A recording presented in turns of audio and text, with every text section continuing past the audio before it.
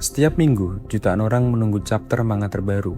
Mereka membaca One Piece, Jujutsu Kaisen, Blue Lock, Chainsaw Man, dan puluhan seri lainnya.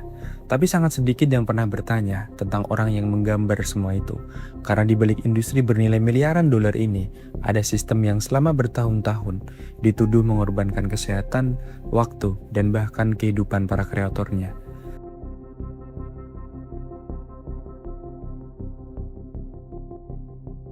Manga adalah salah satu ekspor budaya terbesar dari Jepang. Ia diterjemahkan ke puluhan bahasa, dijual ke seluruh dunia, dan melahirkan karakter-karakter yang dikenal oleh ratusan juta orang. Bagi banyak orang, manga adalah hiburan. Bagi sebagian orang, manga adalah inspirasi. Dan bagi jutaan anak muda yang tumbuh bersama cerita-cerita itu, manga adalah alasan mereka mulai menggambar untuk pertama kalinya. Hampir setiap mangaka memulai perjalanannya dengan cara yang sama. Mereka jatuh cinta pada sebuah cerita, mereka menghabiskan berjam-jam menggambar karakter favorit mereka. Mereka bermimpi suatu hari nanti karya mereka akan berdiri di rak toko buku yang sama dengan manga-manga yang mereka kagumi. Dari luar, mimpi itu terdengar sangat sederhana. Jika kamu cukup berbakat, cukup gigih, dan cukup bekerja keras, mungkin suatu hari kamu bisa menjadi mangaka profesional. Dan selama bertahun-tahun, jutaan orang percaya pada mimpi itu. Namun masalahnya, industri manga tidak dibangun di atas mimpi. Ya, dibangun di atas deadline. Ketika seseorang membaca satu chapter manga dalam waktu 10 menit, sangat mudah untuk melupakan berapa banyak pekerjaan yang dibutuhkan untuk membuatnya. Setiap panel harus dirancang, setiap ekspresi harus digambar, setiap dialog harus ditulis, setiap latar belakang harus diselesaikan, setiap adegan harus mengalir dengan sempurna. Dan ketika semuanya selesai, proses itu tidak berakhir, karena minggu depan, chapter berikutnya harus terbit. Lalu minggu berikutnya lagi, dan lagi, dan lagi. Industri manga bergerak seperti mesin yang tidak pernah berhenti. Pembaca menunggu chapter baru, penerbit menunggu penjualan, editor menunggu hasil. Dan di tengah semua itu, ada seseorang yang duduk di depan meja gambar, mencoba menciptakan sesuatu yang cukup bagus untuk memenuhi ekspektasi jutaan orang. Banyak orang mengira tantangan terbesar seorang mangaka adalah menemukan ide yang bagus. Padahal, seringkali tantangan terbesar mereka adalah bertahan hidup cukup lama untuk menyelesaikannya. Karena semakin sukses sebuah manga, semakin besar tekanan yang datang bersamanya. Ketika sebuah seri mulai populer, ekspektasi pembaca pun akan meningkat. Mereka menginginkan chapter yang lebih baik, cerita yang lebih besar, pertarungan yang lebih epic, plot twist yang lebih mengejutkan, dan semua itu harus muncul secara konsisten setiap minggu. Kalian bisa bayangkan, jika setiap 7 hari kamu harus menulis, menggambar, menyusun, dan menyempurnakan puluhan halaman karya yang akan dinilai oleh jutaan orang di seluruh dunia. Kemudian lakukan itu selama bertahun-tahun, tanpa henti, tanpa jeda, tanpa kepastian kapan semuanya akan berakhir. Inilah alasan mengapa banyak mangaka terkenal memiliki jadwal kerja yang hampir tidak masuk akal. Hari-hari mereka sering dimulai ketika sebagian besar orang masih tidur dan berakhir ketika sebagian besar orang sudah kembali tidur untuk kedua kalinya. Beberapa laporan dan wawancara menggambarkan kehidupan yang dipenuhi kurang tidur, tekanan konstan, dan jam kerja yang bisa melampaui apa yang dianggap normal di sebagian besar profesi. Dan semakin dalam kita melihat industri ini, semakin sulit untuk mengabaikan sebuah kenyataan yang tidak nyaman. Banyak karya yang kita kagumi lahir dari orang-orang yang hidup di bawah tekanan luar biasa. Dan ironisnya, hal ini tidak selalu terlihat dari luar. Ketika kita melihat kesuksesan One Piece, kita melihat rekor penjualan. Ketika kita melihat Jujutsu Kaisen, kita melihat fenomena global. Ketika kita melihat Chainsaw Man, kita melihat jutaan penggemar. Yang jarang kita lihat adalah malam-malam panjang di baliknya. Yang jarang kita lihat adalah kelelahan. Yang jarang kita lihat adalah tubuh yang perlahan mulai menyerah. Karena industri kreatif memiliki kebiasaan aneh, ia membuat penderitaan terlalu romantis. Kita sering mendengar kisah tentang orang-orang yang mengorbankan segalanya demi karya mereka, tidur lebih sedikit, bekerja lebih lama, mengisolasi diri, mengabaikan kesehatan. Dan karena hasil akhirnya luar biasa, pengorbanan itu sering dianggap sebagai bagian normal dari proses kreatif. Tetapi ada pertanyaan yang jarang diajukan. Pada titik mana dedikasi berubah menjadi eksploitasi? Karena ada perbedaan besar antara bekerja keras dan hidup dalam sistem yang terus menuntut lebih banyak tanpa pernah benar-benar berhenti. Dan mungkin tidak ada tempat yang menunjukkan hal itu lebih jelas daripada industri manga Jepang. Untuk memahami bagaimana ini bisa terjadi, kita harus kembali ke awal. Kembali ke saat manga bukanlah industri bernilai miliaran dolar. Kembali ke saat semuanya dimulai dari sebuah halaman kosong, sebuah pena, dan mimpi yang dimiliki jutaan anak muda Jepang. Pada tahun 1999, sebuah majalah manga bernama Weekly Shonen Magazine mulai terbit di Jepang. Setahun kemudian, Weekly Shonen Sunday menyusul. Saat itu, tidak ada yang tahu bahwa model bisnis yang mereka bangun akan mengubah industri hiburan Jepang selamanya. Konsepnya sederhana, terbit setiap minggu, berikan pembaca cerita baru secara terus-menerus. Buat mereka kembali minggu depan, lalu minggu berikutnya, dan minggu berikutnya lagi. Di atas kertas, sistem ini terlihat sempurna. Pembaca mendapatkan konten secara konsisten, penerbit mendapatkan pendapatan yang stabil. Manga yang populer bisa berkembang menjadi anime, film, merchandise, video game, dan menghasilkan miliaran dolar. Semua orang tampak menang, tetapi ada satu kelompok yang harus membayar harga dari sistem itu, mangaka. Karena ketika sebuah industri dibangun di atas jadwal mingguan, seseorang harus memastikan mesin itu terus bergerak. Dan di dalam industri manga, orang itu adalah kreatornya sendiri. Untuk memahami betapa beratnya pekerjaan seorang mangaka, bayangkan, kamu harus membuat sekitar 15 hingga 20 halaman manga setiap minggu, bukan hanya menggambar. Kamu harus memikirkan cerita, menulis dialog, mendesain panel, menggambar karakter, membuat latar belakang, menentukan pacing, mengoreksi kesalahan, berdiskusi dengan editor, dan memastikan semuanya cukup bagus untuk jutaan pembaca. Kemudian setelah selesai, kamu tidak punya waktu untuk merayakannya, karena deadline berikutnya sudah menunggu. Banyak mangaka akhirnya membangun hidup mereka di sekitar deadline, bukan sebaliknya. Waktu tidur menyesuaikan deadline, waktu makan menyesuaikan deadline, kehidupan sosial menyesuaikan deadline, bahkan kesehatan seringkali menyesuaikan deadline. Dan semakin sukses sebuah manga, semakin sulit untuk berhenti. Karena ketika sebuah seri menjadi populer, ia tidak lagi hanya milik kreatornya. Ia menjadi bisnis, ia menjadi sumber pendapatan bagi penerbit, ia menjadi investasi, ia menjadi mesin ekonomi yang melibatkan editor, distributor, toko buku, studio anime, perusahaan mainan, hingga investor. Satu manga yang sukses bisa menghidupi ratusan bahkan ribuan orang. Dan ketika begitu banyak orang tergantung pada satu karya, tekanan terhadap orang yang menciptakannya menjadi sangat besar. Inilah yang dialami oleh banyak nama besar dalam industri manga. Ketika orang mendengar nama Eiichiro Oda, mereka biasanya memikirkan One Piece, manga teralis sepanjang masa, salah satu karya paling sukses dalam sejarah hiburan Jepang, sebuah fenomena global yang menghasilkan miliaran dolar. Tetapi, kesuksesan sebesar itu tidak datang tanpa harga. Selama bertahun-tahun, Oda dikenal memiliki jadwal kerja yang ekstrim. Beberapa laporan menggambarkan rutinitas yang membuat banyak orang bertanya-tanya, bagaimana seseorang bisa mempertahankan ritme seperti itu selama puluhan tahun. Tidur yang sangat sedikit, jam kerja panjang, rutinitas yang hampir sepenuhnya dedikasikan untuk menciptakan chapter berikutnya. Dan Oda bukan satu-satunya. Nama seperti Yoshihiro Togashi, pencipta Hunter x Hunter, menjadi contoh lain dari sisi gelap industri ini. Selama bertahun-tahun, penggemar bertanya-tanya mengapa Hunter x Hunter sering hiatus. Sebagian marah, sebagian frustasi, tetapi semakin banyak informasi yang muncul, semakin jelas bahwa masalahnya jauh lebih serius daripada sekedar keterlambatan. Togashi mengalami masalah kesehatan kronis yang mempengaruhi kemampuannya untuk bekerja. Dalam beberapa wawancara dan pernyataan di publik, ia menggambarkan kondisi fisik yang membuat aktivitas sehari-hari menjadi sulit. Bahkan duduk untuk menggambar bisa menjadi tantangan. Dan disitulah ironi industri manga mulai terlihat. Kita hidup di dunia yang sangat menghargai hasil akhir, tetapi seringkali mengabaikan manusia yang menciptakannya.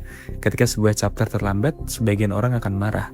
Ketika sebuah manga hiatus, sebagian orang kecewa, tetapi jarang ada yang berhenti sejenak untuk bertanya apakah orang di balik karya itu masih baik-baik saja. Karena sebagai pembaca, kita terbiasa menganggap konten sebagai sesuatu yang selalu tersedia. Kita membuka aplikasi, kita membaca chapter, kita lanjut ke aktivitas berikutnya. Tetapi di balik beberapa menit hiburan itu, ada manusia yang mungkin menghabiskan sebagian besar hidupnya untuk menciptakannya. Dan semakin besar industri manga berkembang, semakin besar pula paradoks yang muncul.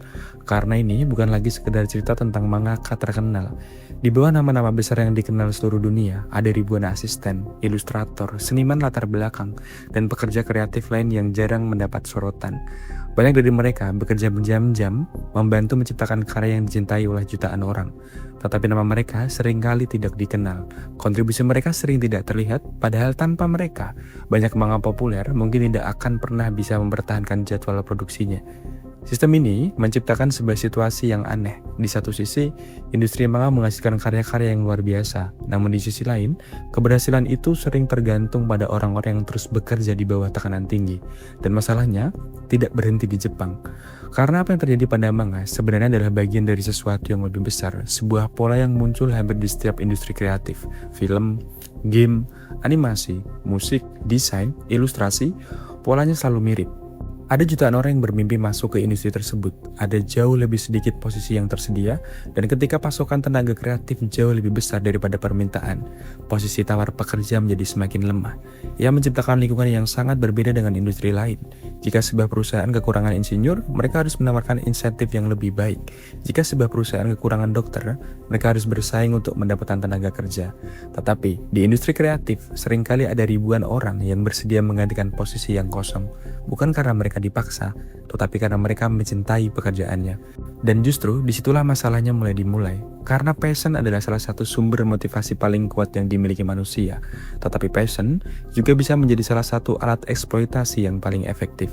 Ketika seseorang mencintai pekerjaannya, mereka bersedia bekerja lebih lama, mereka bersedia menerima bayaran lebih rendah, mereka bersedia mengorbankan lebih banyak, mereka bersedia bertahan lebih lama dalam kondisi yang tidak sehat. Karena mereka percaya semua itu adalah bagian dari perjalanan menuju mimpi mereka. Dan tidak ada industri yang memahami hal ini lebih baik daripada industri kreatif. Bayangkan, seorang anak berusia 15 tahun yang jatuh cinta pada One Piece. Ia mulai menggambar setiap hari, bertahun-tahun, kemudian ia berhasil masuk ke industri manga. Baginya, ini adalah mimpi yang menjadi kenyataan. Tetapi kemudian deadline pun datang, tekanan datang, kompetisi datang, dan perlahan-lahan sesuatu mulai berubah. Hal yang dulu ia cintai mulai terasa seperti beban. Hal yang dulu membuatnya bahagia mulai menjadi sumber stres. Hal yang dulu menjadi pelarian kini menjadi kewajiban. Dan sebelum ia menyadarinya, hidupnya mulai berputar di sekitar satu hal, bertahan sampai deadline berikutnya. Mungkin itulah alasan mengapa semakin banyak orang mulai mempertanyakan kondisi kerja dalam industri kreatif. Bukan karena mereka membenci manga, justru karena mereka mencintainya. Karena jika karya-karya hebat terus lahir dari orang-orang yang kelelahan, pertanyaannya bukan lagi apakah sistem ini bisa menghasilkan karya yang bagus. Pertanyaannya adalah berapa lama sistem ini bisa bertahan. Dan untuk menjawab pertanyaan itu, kita harus melihat sesuatu yang bahkan lebih mengkhawatirkan. Karena masalah terbesar industri manga bukan hanya jam kerja yang panjang. Masalah terbesarnya adalah banyak orang mulai menganggap semua itu normal.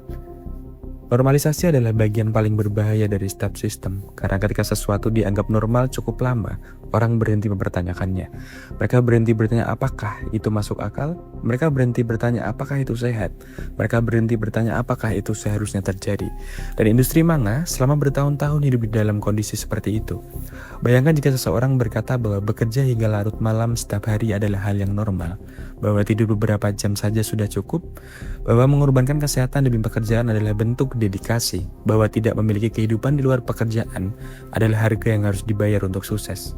Di banyak tempat, gagasan seperti itu mungkin terdengar ekstrim, tapi dalam banyak industri kreatif, termasuk manga, gagasan itu seringkali dianggap biasa.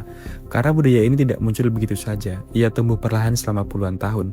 Sebagian berasal dari industri manga itu sendiri, sebagian lagi berasal dari sesuatu yang lebih besar, budaya kerja di Jepang.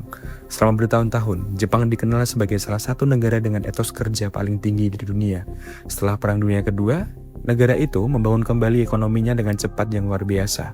Kerja keras menjadi bagian dari identitas nasional, dedikasi terhadap pekerjaan dianggap sebagai kebajikan, loyalitas terhadap perusahaan dihargai, pengorbanan dianggap terhormat. Dalam banyak hal, budaya itu membantu Jepang menjadi salah satu kekuatan ekonomi terbesar di dunia. Tetapi setiap sistem memiliki konsekuensinya. Dan dalam kasus Jepang, salah satu konsekuensi yang paling terkenal adalah munculnya istilah yang sangat mengerikan, karoshi.